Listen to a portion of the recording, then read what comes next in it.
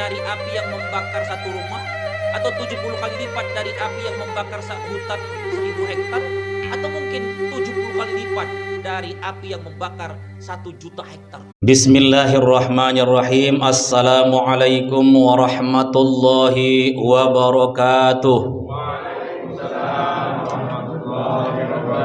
Alhamdulillahi awwalum bila bidayah wa akhirum bila nihayah wa man takallama sami'allahu kalamah wa sami'allahu liman hamidah.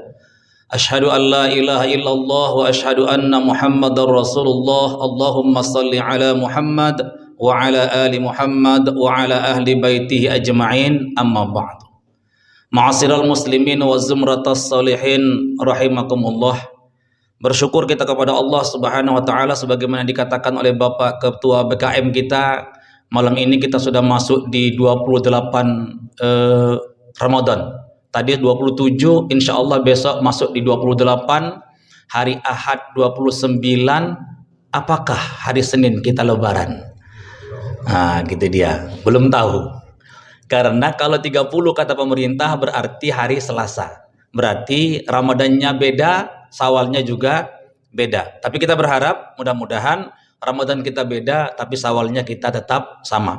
Yang pasti kita hari rayanya 1 Sawal. Nah, nggak boleh yang lain, harus 1 Sawal. Kita bersyukur kepada Allah karena kita masih kuat dan mau serta bisa untuk melaksanakan puasa di Ramadan ini, karena ada saudara-saudara kita yang sebenarnya mereka bisa dan kuat tapi tidak mau, tapi ada juga saudara-saudara kita yang sangat mau untuk puasa, sangat mau untuk tarawih tapi sudah tidak bisa. Karenanya maka saya selalu mengatakan dalam setiap tausiah saya, marilah kita mau selagi kita bisa, karena akan tiba saatnya kita sangat mau tapi sudah tidak bisa. Salawat dan salam kepada yang mulia Rasulullah Muhammad sallallahu alaihi wasallam. Allahumma salli ala Muhammad wa ala ali Muhammad wa ala ahli baiti ajma'in. Semoga Allah mentakdirkan kita kelak bisa duduk satu majelis dengan beliau. Amin ya rabbal alamin. Kalau tadi kata Pak Ketua BKM hari ini kita ustaznya kondang, salah sebenarnya. Memang dari segi singkatan nama saya dengan Abdul Somad 11-12 lah. Dari segi umur beliau adik saya. Tapi dari segi singkatan kami sama. Dari segi ilmu beliau beda, sangat luar biasa. Jadi kalau dari segi umur saya menang, dari segi ilmu beliau menang, dari segi singkatan nama sama-sama UAS. Ustadz Abdul Somad, Ustadz Ahmad Syamsuri. Beda kami cuma huruf O sama huruf A. Sana Ustadz Kondang, sini Ustadz Kandang. Tapi ya seperti kata orang, unzur maqala wala tanzur mangkola. Lihat apa yang disampaikan, tengok siapa yang menyampaikan. Hadirin yang dirahmati Allah Subhanahu wa taala. Ramadan itu paling tidak namanya ada 3. Yakni Syahrul Siyam, Syahrul Quran, Syahrul Du'a. Ayat yang populer kali dibaca para ustadz-ustadz ketika Ramadan adalah kalimat ya ayyuhalladzina amanu kutiba alaikumusiyam kama kutiba alal ladzina min qablikum la'allakum tattaqun. Inilah yang membuktikan bahwa Ramadan itu adalah Syahrul Siyam, dan memang yang paling utama dan pertama di Ramadan itu adalah melaksanakan ibadah puasa yang targetnya adalah la'allakum tattaqun. Yang kedua, Ramadan adalah Syahrul Quran. Syahrul Ramadan alladzi unzila fihil Quran hudal linnasi wa bayyinatin minal huda wal furqan. Ramadan itu adalah tempat kami turunkan Al-Quran, di dalamnya kata Allah menjadi petunjuk bagi orang-orang yang mau mendapatkan hidayah. Saya selalu mengatakan bahwa Ramadan dengan Al-Quran itu ibarat saudara kembar. Yang satu tak sempurna kalau tak ikut yang lain. Jadi kalau misalnya Ramadan masuk tapi kita tidak bersama dengan Al-Quran, Ramadan kita kurang sempurna. Demikian pun kalau kita hanya baca Quran saja tapi tidak mengisi Ramadan dengan yang lainnya, maka Ramadan kita juga tidak sempurna. Agar sempurna Ramadan kita adalah yuk mari kita meramadankan diri kita dan juga membaca Al-Quran. Kemuliaan Al-Quran itu karena ia diturunkan di bulan yang mulia. Dan kemuliaan Ramadan karena dia tempat turunnya kitab yang sangat mulia. Diturunkan kepada orang yang mulia, dari yang maha mulia melalui Jibril yang mulia. Jadi semua adalah yang mulia-mulia di situ. Karenanya maka kata ulama, barang siapa yang membaca Al-Quran, insya Allah akan diangkat derajatnya dan menjadi hamba Allah yang dimuliakan oleh Allah Subhanahu wa taala. Masih ada waktu kita 2 malam lagi. Bagi yang belum membaca Al-Qur'an, masih ada 2 malam lagi waktu kita untuk bersama dengan Al-Qur'an. Paling tidak ya Allah, mungkin ini yang bisa saya lakukan di malam 28, malam 29 saya membaca Al-Qur'an. Semoga Allah mentakdirkan kita pula mendapat syafaat dari Al-Qur'an. Karena nanti kata Rasulullah ada 2 yang akan memberikan syafaat kepada kita selain Rasulullah, yakni puasa dan Al-Qur'an. Kata puasa, ya Allah izinkan aku memberikan syafaat kepada orang ini karena dia memaksa dirinya untuk tidak makan, tidak minum, haus-hausan siang hari. Izinkan aku ya Allah. Kata Allah, saya izinkan. Lalu kemudian Al-Quran datang, ya Allah izinkan juga aku memberikan syafaat kepada orang ini ya Allah. Orang ini sampai ngantuk-ngantuk, ya Allah bacaku ya Allah. Sampai kadang-kadang awak pikir dia khusuk kali, rupanya udah tidur dia. Wah, gitu. Izinkan aku ya Allah. Kata Allah, ku izinkan. Tiba-tiba dilihat di pengumumannya, orang ini masih mendapat hukuman di penjara 20 tahun lamanya. Padahal sudah dapat syafaat dari Al-Quran, dapat syafaat dari puasa. Terakhir datang Rasulullah, ya Allah izinkan aku memberikan syafaat kepada orang ini. Karena orang ini juga sering membacakan salawat kepadaku. Kata Allah, ya Muhammad saya izinkan. Dan Alhamdulillah berkat dari syafaat yang diberikan Rasulullah, orang ini hukuman penjara nerakanya dikurangin. Yang seharusnya 20 tahun menjadi 19 tahun 11 bulan. Alhamdulillah. Sebulan di neraka itu ngeri itu. Orang kata adik saya Abdul Somad itu, kalau orang berdiri di atas batunya neraka itu, mendidih otak di kepalanya, saking panasnya. Kan udah kita katakan pada pengajian yang pertama yang lalu. Neraka dan surga itu adalah 2 tempat yang belum bisa kita bayangkan sampai hari ini. Kalau masih bisa kita bayangkan neraka itu kayak mana siksanya, dia belum dikatakan neraka. Ada yang bilang bahwa neraka itu apinya saja 70 kali lipat dari apinya dunia. Pertanyaannya api yang mana? Apakah 70 kali lipat dari api kompor 3 kg? Atau 70 kali lipat dari api yang membakar satu rumah? Atau 70 kali lipat dari api yang membakar hutan 1000 hektar? Atau mungkin 70 kali lipat dari api yang membakar 1 juta hektar hutan? Wah, itu nggak bisa kita bayangkan macam mana. Karena kalau masih bisa kita bayangkan, belum neraka. Sama dengan surga. Kalau masih bisa kita bayangkan surga itu nikmatnya gimana, belum surga namanya. Saya pernah memberikan pengajian waktu KKN di Tanah Karo tahun 1991 di bawah Gunung Sinabung yang sekarang sudah hancur kampung itu, yakni Sukanalutran namanya. Saya katakan bahwa Bapak Rasnandi sekalian, saya bilang bahwa di surga itu ada jeruk. Tapi jangan bayangkan jeruknya kayak jeruk Bapak yang di sini, saya bilang. Nggak ada apa-apanya jeruk yang di sini, walaupun harganya mahal-mahal kalian bikin, saya bilang. Di sana ada kesemak juga, ada biwa juga, tapi biwanya surga jangan bayangkan dengan biwa yang ada di sini. Kalau bahasa Karonya saya bilang, lanai terturukan, nggak bisa dibilangkan. Wah, gitu dia. Lalu kemudian saya bilang sama orang bapak itu, berapa tadi sekalian, isorga pagi lalap kap. Oh, saya begitu. Uwe nakku, dia bilang. Itu pun aku menghafalnya sampai 7 hari 7 malam. Itu yang aku dapatkan dari bahasa Karok itu. Hadirin yang dirahmati Allah Subhanahu wa taala. Yang ketiga, Ramadan itu adalah syahrud doa. Wa idza sa'alaka 'ibadi 'anni fa inni qarib ujibu da'watad da'i idza da'an falyastajibu li wal yu'minu bi la'allahum yarshudun. Kata Allah, ya Muhammad, kalau mereka bertanya kepadamu tentang aku, katakan aku dekat. Aku akan menjawab dan mengijabah doa-doa mereka kalau mereka berdoa kepadaku. Sangat penting doa ini. Jangan pernah menyepelekan doa. Kadang-kadang ada kita lihat orang di masjid itu istilahnya lamcing. Habis salam cicing. Makanya ternyata setelah diselidikin, mengapa banyak hilang selop sendal di depan masjid, itu masalahnya 2 cuma. Yang pertama, jamaah mengamalkan apa yang dikatakan ustadz. Ustadz selalu bilang, carilah yang baik, tinggalkan yang buruk. Makanya banyak yang hilang, yang bagus-bagus. Karena dia taat sama gurunya.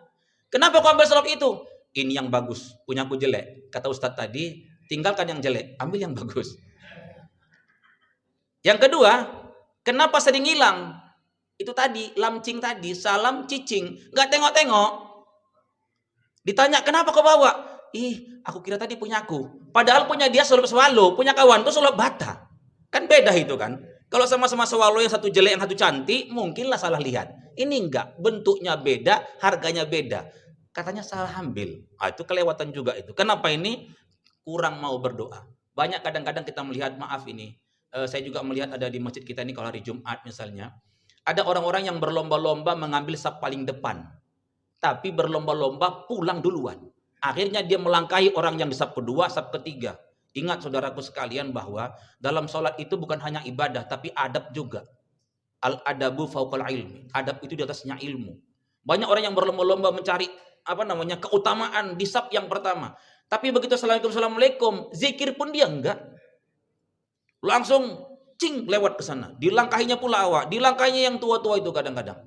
Kadang-kadang orang masih sholat pun dilangkahinya saja. Dia tidak tahu bagaimana besarnya dosa orang yang melangkahi orang yang sedang sholat. Kita kembali ke laptop. Doa. Doa itu dahsyat sekali. Doa ummul ibadah. Kuncinya doa, kuncinya ibadah itu ada pada doa. Bahwa kata Rasulullah, doa itu juga adalah senjatanya muslim, silahul mukmin, senjatanya orang-orang beriman. Kalau sudah tak kita lagi bisa menghadapinya, maka mintalah doa.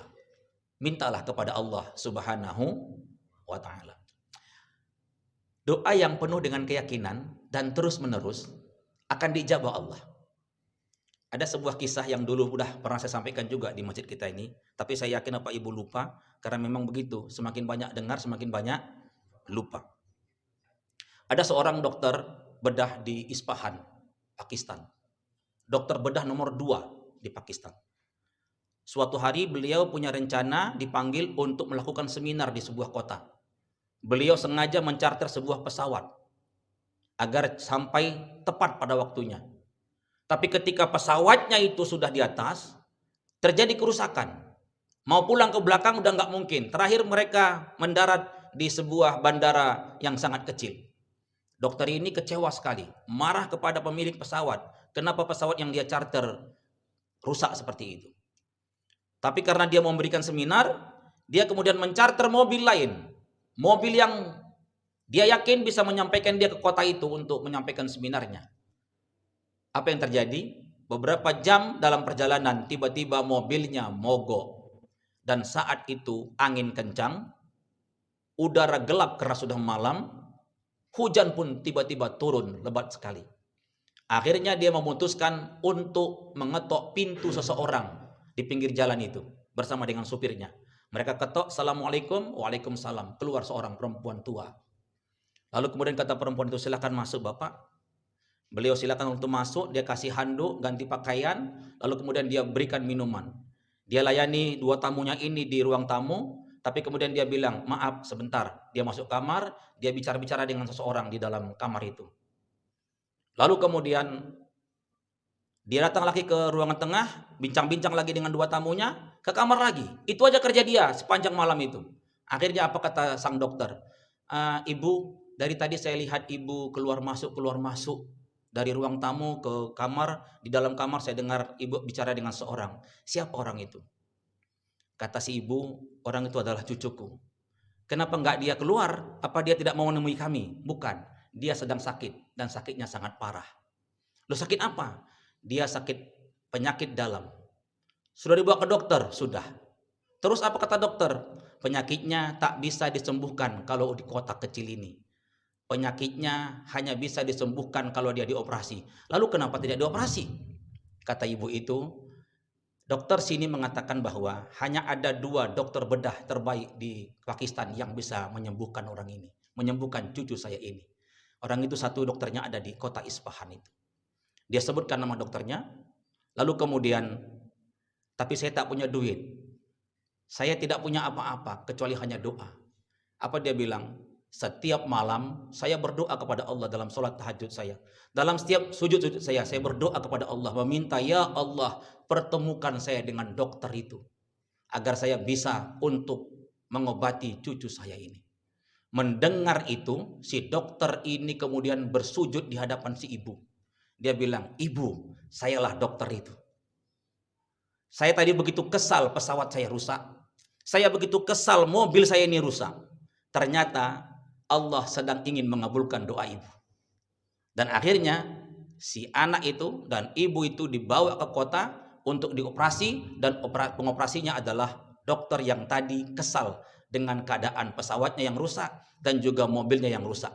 Itulah kekuatan doa. Karenanya maka mulai besok ibu, bapak kalau mau ke kantor, mau kemana, jalan-jalan, naik mobil, naik kereta, tiba-tiba bocor bannya, bocor mobilnya. Jangan marah-marah. Karena sangat mungkin Allah sedang mengabulkan doanya tukang tambal ban. Tukang tambal ban doanya nggak bilang, "Ya Allah banyakkan ban bocor." Enggak. Kata tukang tambal ban, "Ya Allah tambahkan rezeki hari ini ya Allah. THR udah keluar tapi kayaknya kurang ya Allah." Lalu kemudian kata Allah, tukang tambal ban, rezekimu itu dari ban bocor. Ya udah, tak bocorin beberapa ban nanti lewat di sini. Nah, gitu dia. Sama dengan kalau kita sakit sebenarnya. Selain ya itu sebagai ujian bagi kita, cobaan bagi kita, pengukur dosa kita. Tapi sangat mungkin kita sakit itu adalah karena Allah sedang mengabulkan doanya para dokter, para perawat, para apoteker. Doa mereka, "Ya Allah, ini mau hari raya ya Allah. Semoga bertambah rezeki ya Allah. Ini mau ngasih THR sama ponakan-ponakan, sepupu-sepupu," gitu dia. Kata Allah, rezeki kalian itu dari orang sakit. Maka kemudian dikabulkan Allah. Dokter doanya gini pula itu, "Ya Allah, ini kayaknya rezeki kurang ya Allah. Ini mana pasien-pasien kurang, perawat pula minta THR," katanya gitu. Kata Allah, "Ya, tak kasihkan sama kau rezekimu. Dibanyakkan orang sakit." Jadi kalau mulai besok kita sakit, sangat mungkin Allah sedang mengabulkan doanya para dokter, para apoteker, para perawat dan lain sebagainya. Karena itu maka jangan pernah bosan untuk berdoa. Berdoalah.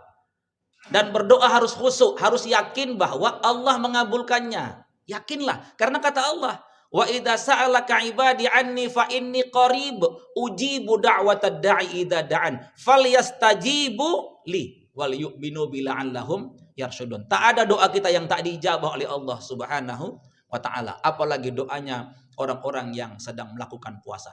Tapi doa ini juga jangan terlalu rinci, jangan terlalu apa gitu ya. Suka-suka kita gitu, maunya kita. Karena ada juga seorang yang berdoa, dia bilang begini, "Ya Tuhan, aku berikanlah kepadaku ya Allah pekerjaan yang aku hanya kipas-kipas saja ya Tuhan, tapi dapat uang." Celing, besoknya dia jadi tukang sate. Dia bilang, "Ya Tuhan, bukan ini maksudku ya Allah," kata dia gitu. "Ya Tuhan, aku mohon kepadamu, jadikanlah aku orang yang hanya goyang-goyang kaki, lalu kemudian dapat duit." Besoknya celing, jadi tukang jahit dia. Kata dia, "Ya Allah, bukan yang kayak gini maksud aku ya Tuhan," dia bilang. Terakhir dia bilang, "Ya Tuhan, aku mohon kepadamu, jadikanlah aku orang yang duduk diam tapi duit datang." Besoknya dia celing, duduk di depan toilet terminal, menjadi tukang jaga kamar mandi. Karena itu maka waspada dengan doa juga. Jadi doa itu yang benar, "Ya Allah ya Rabb, berikan kepada hamba rezeki ya Allah, Engkau yang maha tahu. Engkau tahu siapa hamba ya Allah. Hamba meminta bukakan pintu rezeki buat hamba. Bukakan kesehatan ya Allah buat hamba." Yang terakhir hadirin yang dirahmati Allah Subhanahu wa taala, karena ini sudah malam yang ke-28, mungkin kita hanya 29 puasanya atau mungkin juga 30, karena memang Ramadan itu kalau enggak 29 ya 30. Doa kita nanti di malam takbiran, saat ibu, bapak, kita semua sudah berbuka, doanya begini, "Ya Allah ya Rabb, terima kasih sudah menyampaikan kami ke Ramadan tahun ini. Kami sudah mencoba untuk melakukan apa yang kami bisa. Tapi sangat mungkin kami belum melakukan apa yang Engkau inginkan ya Allah. Sempurnakan Ramadan kami ya Allah tahun depan. Karena kami tahu ya Allah, Ramadan kali ini bukan Ramadan yang sempurna. Karenanya kami mohon kepadamu, sampaikan kami ke Ramadan yang akan datang." Begitu kuncinya. Karena yang lalu waktu saya sampaikan pengajian, ketika saya bilang bahwa orang-orang kalau ziarah kubur itu doanya begini, "Ya Rob, jangan-jangan ini Ramadan terakhir bagi saya." Kata jemaah itu, "Ustadz, mana berani kami doa kayak gitu Ustadz." Nah, kuncinya adalah ketika dibuka Ramadan yang terakhir. Berdoalah kepada Allah, "Ya Allah, karena Ramadan ini belum sempurna, semoga tahun depan kami bisa menyempurnakannya. Dan itu artinya kita minta kepada Allah, semoga Allah panjangkan umur kita. Hadir malam ini, mudah-mudahan kita semua disampaikan Allah ke Ramadan 1444 Hijrah yang akan datang. Saya pikir gitu aja. Assalamualaikum warahmatullahi wabarakatuh.